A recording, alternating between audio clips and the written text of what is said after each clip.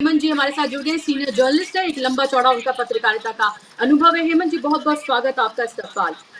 सबसे पहले सवाल मेरा आपसे ये है, इस पूरे मामले में ओम बिरला को सामने लेकर आना, उनका नाम सामने लेकर आना और उस पर ये उम्मीद करना कि विपक्ष उस पर अपनी सहमति जताएगा, यानी कि हर तरीके से अपने एक मनमानी रवैये, अपने उसी पॉलिटिकल अहंकार में नजर आ रही है भारतीय जनता पार्टी कि तीसरी बार ओम बिरला का नाम ना तो अपने सहयोगी दलों की बात मानना है, ना ही विपक्ष की कोई बात मानना है, ना ही डिप्टी स्पीकर विपक्ष का बनाया जाएगा। तो ऐसे में जब कोई ऑप्शन ही नहीं छोड़ा गया है विपक्ष के पास, तो विपक्ष भी अब आर पार की मुद्रा में है। विपक्ष भी अपनी पूरी पॉलिटिकल पोस्चरिंग, पूरी पॉलिटिकल पोजिशनिंग कर रहा है जब से चुनावी नतीजे आए हैं, और उसने भी कह दिया है कि अगर आप हमारी बात नहीं मानेंगे, अगर आप उन परंपराओं को नहीं मानेंगे, तो हम भी अब अपना कैंडिडेट आपके सामने लेकर आते हैं।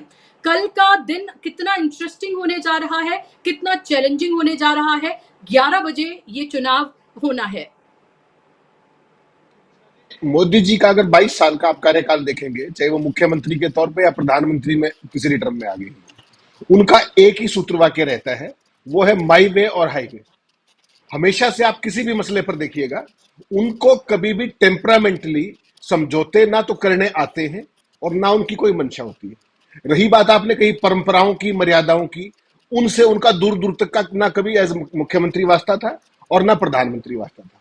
देखिए, प्रधानमंत्री की आज की मानसिक स्थिति देखिए। कल उन्होंने क्या कहा था कि सकारात्मक सहयोग विपक्ष को करना चाहिए।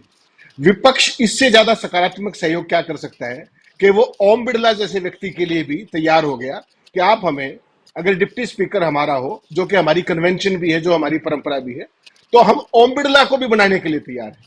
इससे ज्यादा विपक्ष का सकारात्मक सहयोग और क्या हो सकता है। लेकिन मोदी जी का सैडिस्टिक प्लेजर देखिए आप।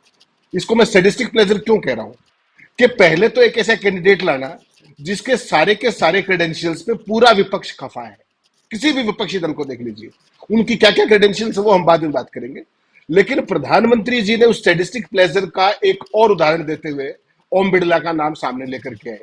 विपक्ष ने फिर भी रचनात्मक सहयोग की बाउंड्री से भी आगे जाते हुए कहा कि कोई बात नहीं, हम उनको भी बनाने को तैयार है, लेकिन as per convention deputy speaker हमारा होना चाहिए। इसमें कुछ भी गलत बात नहीं है या कोई भी डिमांड नहीं है। आप कल्पना कर सकती हैं, राजनाथ सिंह से 3 बार मुलाकात, बातचीत होने के बावजूद आज जब इंडिया अलायंस ने अपना कैंडिडेट घोषित किया, उससे पहले केसी वेणुगोपाल दोबारा गए मिलने के लिए कि साहब आपका इस पर क्या स्टैंड है, ताकि हम अपना कैंडिडेट घोषित करें या ना करें। उस पर कहा कि पहले आप हमारा स्पीकर बनवाइए, बाद में देखा जाएगा। आप कल्पना कर सकती हैं, राजनीति के अंदर आपस का सहयोग किस बात पे लिया जाता है? एक म्यूचुअल कॉन्फिडेंस के ऊपर, एक म्यूचुअल फेथ के ऊपर। तो मोदी जी ने उस म्यूचुअल फेथ का क्या हासिल कर दिया?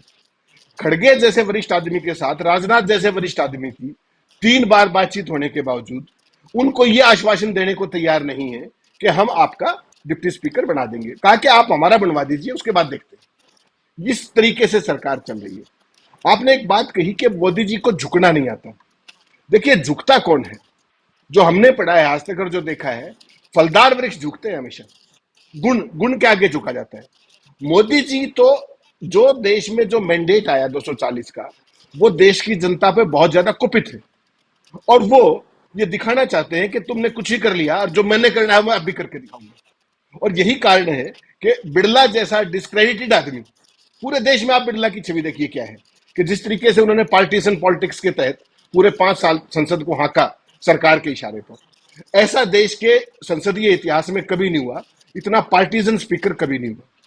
उसको लेकर भी जो विपक्ष तैयार है और मोदी उसके बाद भी नहीं मान रहे हैं, तो इसका मतलब समझिए क्या है। ये एक खास तरह का टेम्परामेंट है, ये खास तरह का माइंड सेट है कि मैं कमजोर नहीं हूं, मैं वही हूं और मैं वैसे ही चलाऊंगा जैसे मैं चाहता हूं। तो विपक्ष को के पास अब क्या विकल्प बचा बताइए? सबको पता है कि आंकड़ों का खेल कहां है, संख्या बल कहां है। लेकिन मोदी जी ने उस परंपरा की परवाह नहीं की, और परंपरा की परवाह पहली बार नहीं की। को अगर परंपराओं का ख्याल होता तो जो पिछली 17वीं लोकसभा थी उसमें आपने देखा कि पूरी 5 साल की टर्म निकल गई और डिप्टी स्पीकर की अपॉइंटमेंट ही नहीं की गई। यह भी एक ऐतिहासिक चीज थी, ये रिकॉर्ड की बात है। और उससे पहले आप अटल जी का टर्म टाइम देख लीजिए, नरसिम्हा राव का देख लीजिए, कोई भी टर्म देख लीजिए, अपोजिशन के पास ही हमेशा डिप्टी स्पीकर का पद रहता है। एक ये कन्वेंशन चली आ रही है, परंपरा है। लेकिन मोदी जी ने 2014 से 19 की जो टर्म थी, उसमें भी अगर ध्यान हो तो अपोजिशन का डिप्टी स्पीकर नहीं था, उसके अंदर हुँ, भी उनके एलआई का जो डिप्टी स्पीकर था। तो एक बात आपको स्पष्ट माननी पड़ेगी कि मोदी जी ने जो मौजूदा जनादेश आया है 240 का बीजेपी के लिए, उससे कोई भी सबक नहीं सीखा है। उनका जो अहंकार है वो यूं का यूं कायम है। और मैं तो एक सवाल पूछता हूं आपसे और आपके माध्यम से सारे दर्शकों से, कि अगर इस चुनाव के अंदर जो भूमिका चुनाव आयोग की रही और चुनाव से पहले जो भूमिका जांच एजेंसियों की रही, अगर वो ना होती तो मोदी जी की और बीजेपी की कितनी सीटें आती, जरा कल्पना कर सकती हैं आप?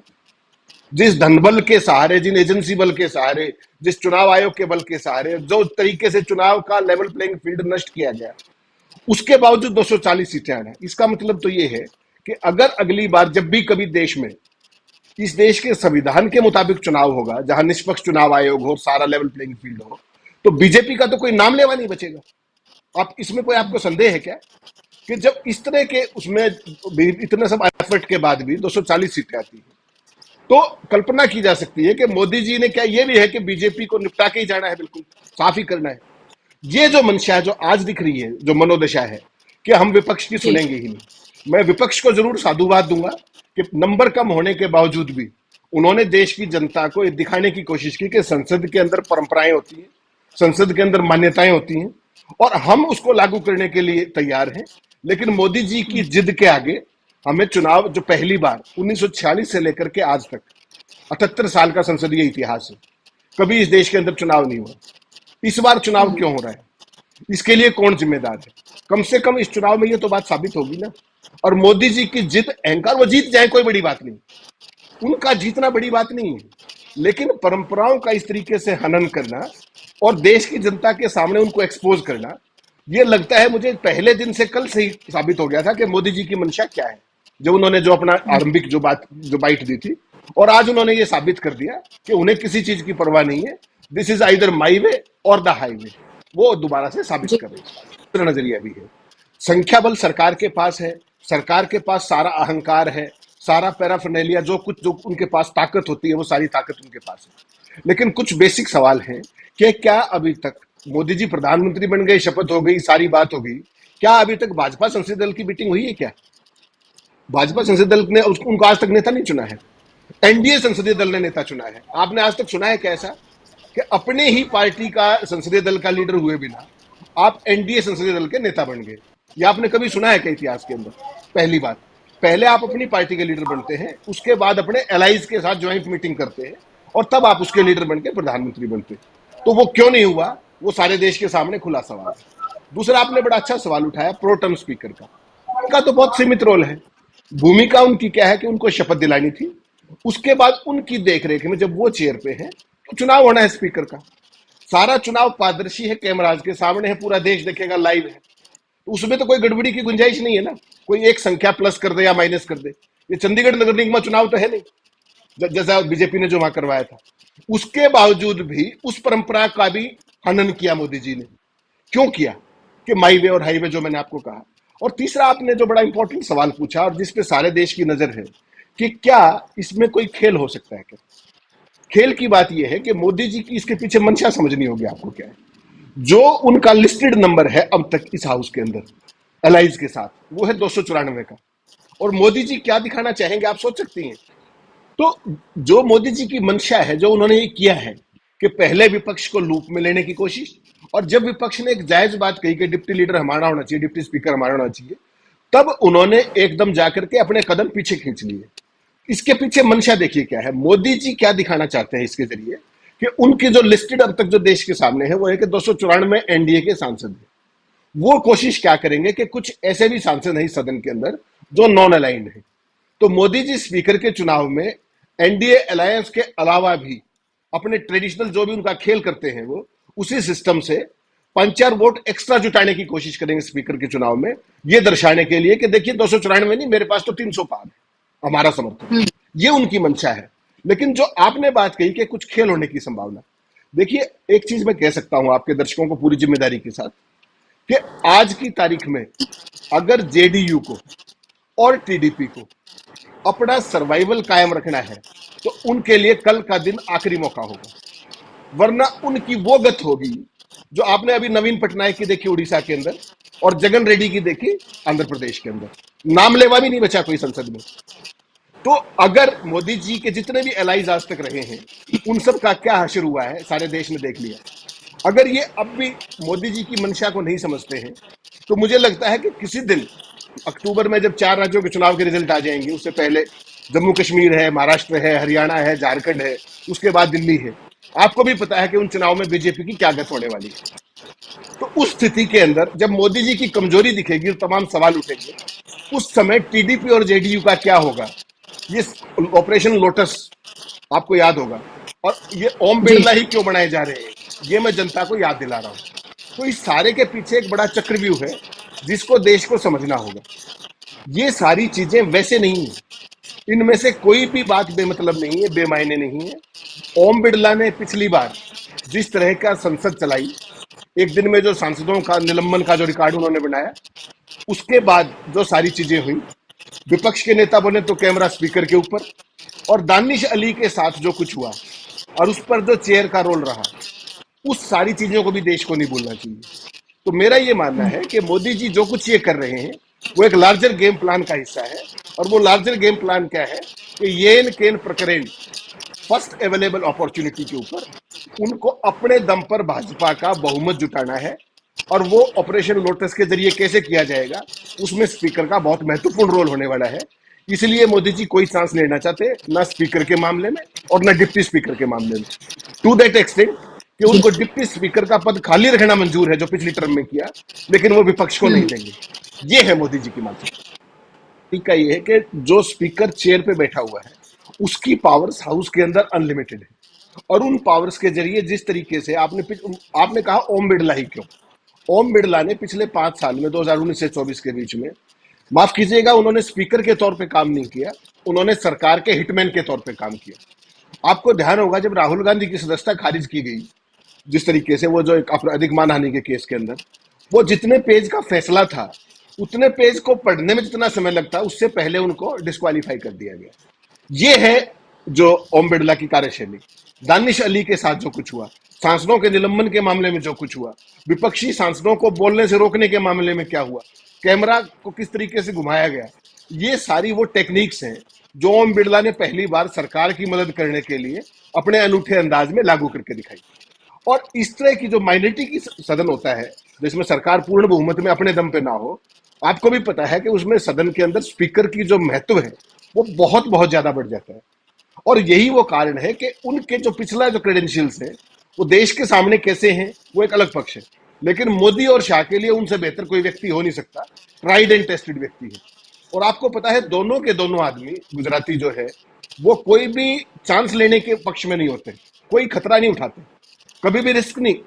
क्योंकि इस मामले में सरकार की सर्वाइवल का सवाल है, सरकार की कंटिन्यूटी का सवाल है। इसलिए बिरला के अलावा उनके पास आज की तारीख में कोई बेहतर चॉइस नहीं है जिसके क्रेडेंशियल्स प्रूव्ड हैं। वो लोकतंत्र के लिए अच्छे हैं कि नहीं, सदन के लिए अच्छे हैं कि नहीं, सदन की गरिमा के लिए अच्छे हैं कि नहीं, परंपराओं के लिए अच्छे हैं, वो सब चीजें अलग है, कन्वेंशन के लिए अच्छे हैं, वो नहीं है। मोदी और शाह के लिए उनसे सुटेबल आदमी कोई नहीं है। और यही कारण है कि वो इस एक्सटेंट तक चले गए। और विपक्ष ने आज फिर भी एक कमाल की बात की कि उन्होंने बड़ा दिल दिखाते हुए, जो कल मोदी ने कहा था ना कि सकारात्मक सहयोग, आज विपक्ष ने वो दिखाने की कोशिश की अनडाउटेडली, वो ओम बिरला पे भी तैयार हो गए। लेकिन मोदी जी ने जो संकुचित सोच और मानसिकता दिखाई, वो भी आज सारे देश ने देखी। जो विपक्ष कर रहा है ना, वो सारी लड़ाइयां जीत के लिए नहीं होती। कुछ लड़ाइयां, कुछ संघर्ष, कुछ चुनाव एक संदेश के लिए भी होते हैं, एक लार्जर मैसेज देने के लिए।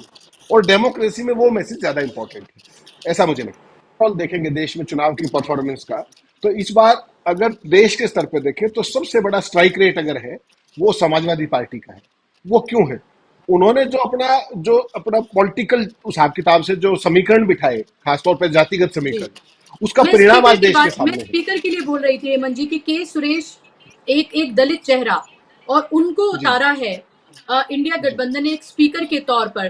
तो ये जो एक दाव खेला है, क्या आपको लगता है कि इसमें कुछ ऐसे लोग भी वोट कर सकते हैं या एब्सेंट रह सकते हैं जहां हमें उम्मीद है कि वो शायद एनडीए के साथ हो? क्या आपको ऐसा कुछ लग रहा है, ऐसा कुछ हो सकता है? देखिए, स्पीकर का चुनाव अभी कल होना है और उसमें कोई भी काइट फ्लाइंग की बजाय एक बात मैं जरूर कहूंगा, मोदी जी की जो मंशा रहेगी, ये बेसिकली जो इंडिया अलायंस ने चुनाव लड़ने की कोशिश की है, जो ये स्पीकर का, ये it is more of A symbolism. और ये सारे देश को समझना पड़ेगा, ये सारी लड़ाई जीत के लिए नहीं होती, जैसा मैंने पहले भी कहा, लेकिन एक ये संदेश देने के लिए लड़ाई है। अब जो बात है कि मोदी जी की कोशिश ये रहेगी कि 294 से 2-4 वोट उनको ऊपर आए। वो कैसे आए वो आपको भी पता है, जो भी वो करते रहे, जो उन्होंने लाइन एमपी। इंडिया अलायंस की तो यही जीत बहुत होगी कि जो उनके तरफ के, उनके पक्ष के जो लोग हैं, उनमें से कोई क्रॉस वोटिंग ना हो, क्योंकि मोदी जी और शाह की कोशिश ये रहेगी कि उनमें से क्रॉस वोटिंग कराई जाए। मैं तो ये मानता हूं कि अगर उनका अपना फ्लॉक इंटेक्ट रहता है, चुनाव बेशक हार जाए, वो अपने आप में एक बहुत बड़ा आईना होगा, चाहे वो मोदी हो, चाहे अमित शाह हो, और चाहे उनके सारे रणनीतिकार।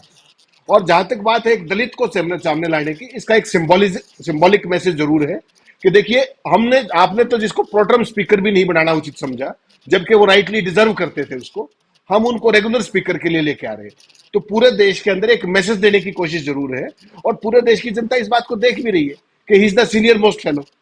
तो उनको अगर खड़ा किया है तो ये एक अच्छी बात है, ये एक अच्छी मैसेजिंग भी है और एक अच्छी पोस्टरिंग भी है, ऐसा मैं मानता हूँ। क्या है ये, अगर कल स्पीकर के चुनाव के अंदर जो नंबर्स आएंगे, उसके बाद जो अपना विश्वास प्रस्ताव है, कॉन्फिडेंस मोशन, वो तो एक फॉर्मेलिटी रह जाएगा। ये दोनों चीजें आपस में कहीं ना कहीं जुड़ी हुई है।